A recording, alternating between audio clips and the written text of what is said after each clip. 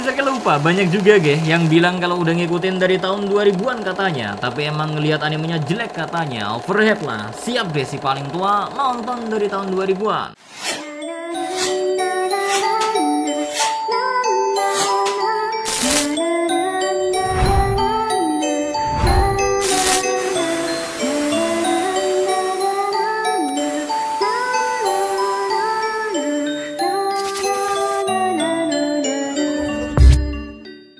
Ya, minasan, welcome again with Mr. G di sini.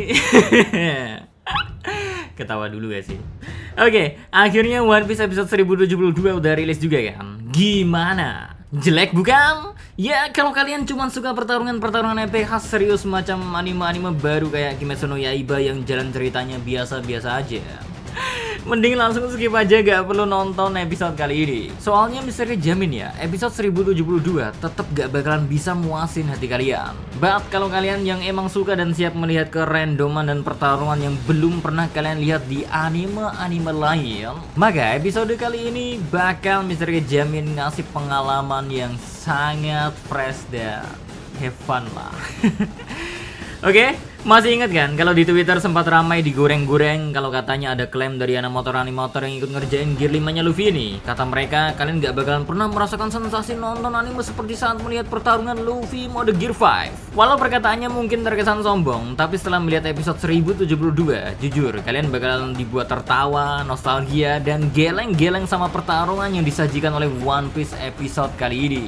Bayangin perasaan kalian dulu waktu nonton kartun barat bukan anime ya. Kalian tentu masih ingat bukan bagaimana jokes dari bercandaan para kartun masa kecil kalian? Ya, kalau di episode sebelumnya di kemunculan pertama Gear 5 mungkin hal ini belum terlalu terasa. Tapi di episode kali ini beda banget mulai dari lari-lari khas kartun yang diperlihatin Luffy sampai ke bola mata yang keluar ala-ala kartun tapi diperagain oleh karakter-karakter One Piece semua itu semakin ngebuat pecah sih. Siapa yang pernah ngebayangin kalau orang secuek lau bakal jadi kocak waktu matanya keluar? Ya, gak pernah terpikirkan sekalipun ya kalau momen itu akan datang dari anime sekelas One Piece. Apalagi momen pertarungan sendiri buat Mr. kayak terasa seperti kebagi jadi dua bagian. Di pertarungan awal yang ngelanjutin episode sebelumnya itu sih emang full kita dikasih lihat kerandoman dari imajinasi Our Bakasenjo.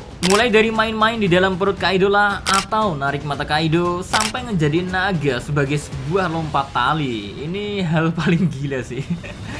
Pertarungan kayak gitu pasti bukan pertarungan yang bakal disukai oleh kalian yang cuma pengen ngeliat momen-momen badass atau epic lah ya. Ya seperti UI gitu loh, oke? Karena pada akhirnya emang Odachi sendiri toh gak bilang kalau dia ngejanjiin Gear 5-nya Luffy itu bakal nyuguhin pertarungan yang sangat epic. Soalnya dari awal aja ya, Gear 5 tuh dianggap sebagai kekuatan yang gak masuk akal dan hanya terbatas oleh imajinasi pengguna aja. Jadi ya gimana Our Bakasenjo aja mau merealisasikan kemampuan jadi seperti apa? Mau gak serius mau cuman lompat-lompat atau ketawa-ketawa aja? Kenapa yang serius malah para penonton yang baru ngikutin One Piece gitu loh, walau terkesan kemampuannya overpower karena Luffy kayak bisa melakukan apapun, entah itu merubah sekitarnya menjadi karet atau bahkan sampai ke benda dan lawannya. Kayak Kaido aja, kita ketahui sampai kebingungan kalau dirinya yang bukan karet bisa tiba-tiba aja membesar dan tubuhnya pun menjadi karet si Kaido ini. Cuman tetap aja ya, mau sekuat apa kekuatan buah iblis, sejak awal kita dikasih lihat kan informasi kalau haki itu sangat berguna buat ngelawan buah iblis. Makanya di satu momen kita pun dikasih lihat bagaimana kemampuan dari Luffy itu bisa kayak terkuras habis dan seketika dirinya melemas tak berenergi. Karena Gear 5 pun emang sangat amat menguras energi dan haki. Maka dari itu gak heran kalau kemampuan kayak gini pastinya memiliki limitnya tersendiri. Tapi karena tekad dan janji yang sudah terlanjur Luffy buat, momen itu pula yang membuat Our Bakasenjo bisa bangkit. Dan yang menambah momen kebangkitan Luffy itu semakin epic dan geleng-geleng kepala ya, yaitu bagaimana form Gear Second akan digunakan untuk membangkitkan kemampuan Gear 5-nya. Ini gokil sih. Ya, di bagian kedua itu mulailah kita dipertunjukkan momen-momen yang lebih memanjakan mata, kayak bagaimana Luffy yang memacu detak jantungnya dengan visual lebih berwarna. Emang dah kalau Megumi Ishitani sudah ikut andil dalam bagian garap episode, wah gak perlu ragu lah, momen-momen yang memanjakan mata ternyata pasti ada. Mulai dari momen kayak Yamato yang diperlihatin turun dari Momo yang terasa sekali dianimasikan dengan sangat baik, lalu perpindahan epic petir ke Luffy, Gear 5 mode raksasanya, semuanya bisa dirangkai dan disajikan kepada kita sebagai penonton dengan super bagus. 2 jempol atau 10 jempol lah untuk para animator yang terlibat di 1072. Well, buat kalian juga udah baca manganya sebelumnya ya. Mr. King ngomong sama yang udah baca manganya ya, bukan sama yang alias apa ya, kalian ini baru keluar dari gua gitu loh. Karena hype doang tapi langsung bilang jelek, kan nggak fair ya. Kalian sadar gak sih kalau beberapa efek dari Gear 5 itu kalau kita lihat di versi manganya kadang nggak terlalu jelas dan malah kurang dapat sensasinya. Jadi entah itu mau dibikin lucu atau ngasih kesan yang sangat kuat, terkadang bagi kita yang ngebaca manganya saja momen itu tuh gak terlalu bisa ditangkap dengan sangat jelas. Nah itu beda ya kalau kita lihat setelah dianimasikan kali ini ya. Soalnya misalnya kasih contoh nih ya, waktu Luffy megang atau narik Kaido misalnya ya, kalau di manga greget atau lucunya tuh kayak kurang kerasa, tapi waktu udah ngelihat di animasinya hal itu malah makin bagus dan sumpah ini lucu ya. Terus pukulan terakhir Luffy yang ngebuat Kaido sampai terlempar sangat jauh dan akhirnya jatuh. Kalau di manga kita mungkin dibuat kebingungan, apa emang sekuat itu pukulan Luffy di mode Gear 5-nya atau gimana? Bahkan ada yang sampai bilang kalau itu pukulan Luffy menembus gitu loh ya. Aduh.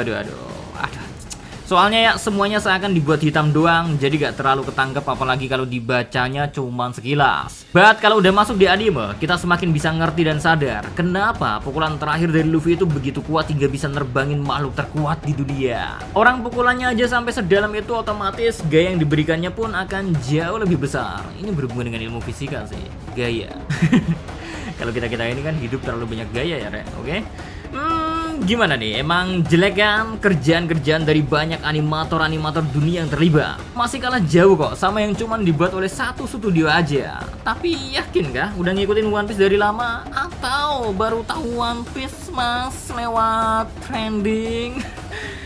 Bisa lupa, banyak juga yang bilang kalau udah ngikutin dari tahun 2000-an katanya, tapi emang ngelihat animenya jelek katanya. Overhype lah. Siap deh si paling tua nonton dari tahun 2000-an. Aduh. Padahal ya kalau nonton apa ya, di RCTI itu tahun 2003, di Global TV tahun 2007. Terus yang bilang 2000-an tuh nontonnya di mana, Bos? Gitu aja. Di mana? Ini misalnya dia salah sendiri bilang nonton gitu aja. Aneh gitu aja. Nah, ini problem nih. 2000 itu nonton di mana coba?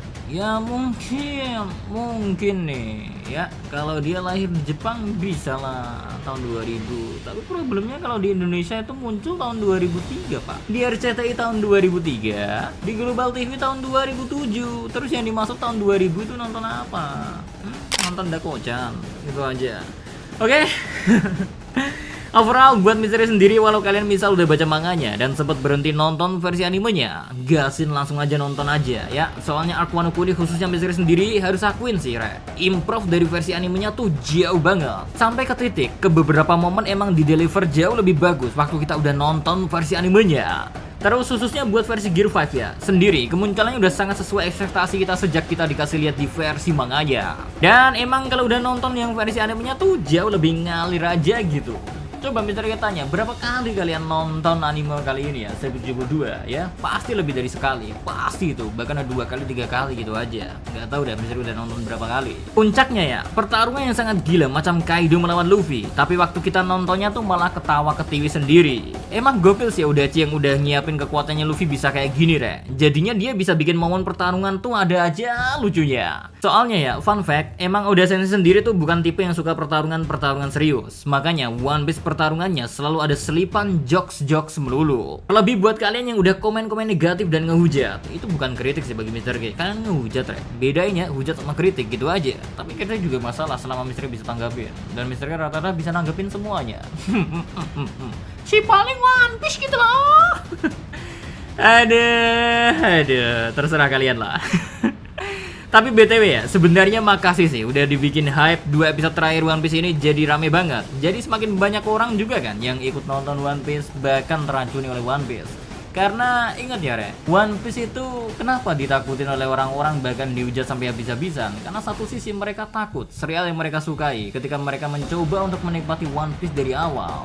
Misal kalian suka Kimetsu no Yaiba, terus baca Vagabond, baca One Piece gitu ya. Ya, sensasinya udah beda lagi. Kalian bakal Kayaknya udah gak perlu misteri tambahin komentar-komentar lagi buat kalian. Soalnya udah langsung dijawab langsung oleh animatornya dengan selipan jari tengah. Andai misteri ini on cam, misteri juga ikutan. Tapi nanti malah masuk undang-undang alien. Jadi Our Baka Shincho aja yang ngasih kalian jari tengah.